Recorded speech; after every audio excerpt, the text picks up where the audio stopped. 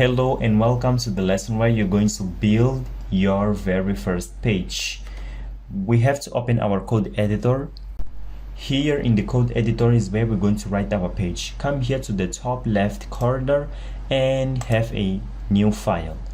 Before we start writing something, we have to give a Ctrl S to save this file and put on a folder where you feel comfortable. And I'm going to give you a tip: make folder that's going to contain folders of the projects that you're going to be building during this section.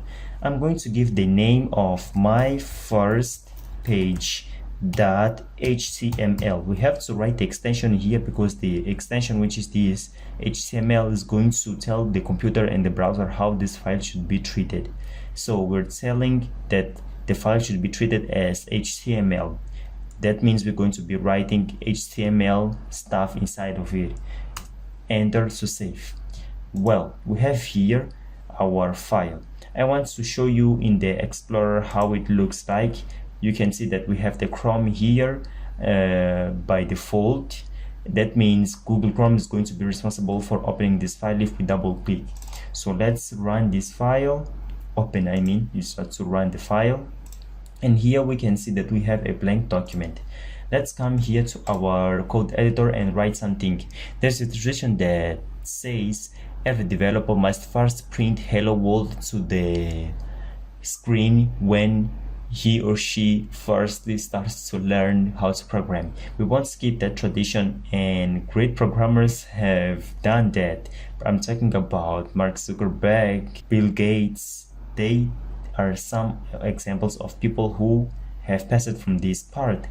And even I first wrote hello world to the console, and I was using Java. Now that we are using the HTML, we have to write hello world right here in the HTML. So write hello world. We won't put any structure here. All we want to print is hello world. Ctrl S to save. This is our very first page.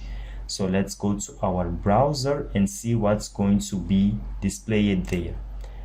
Here we still have a blank document. We have to refresh this page with F5 or clicking here. I'm going to click here, and here we have hello world.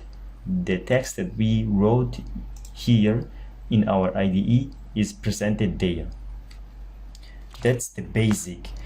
Now we have an invalid HTML code because we're not following the structure of that HTML and the syntax. What are we going to do on the next lesson is start learning how to write valid HTML. So let's go.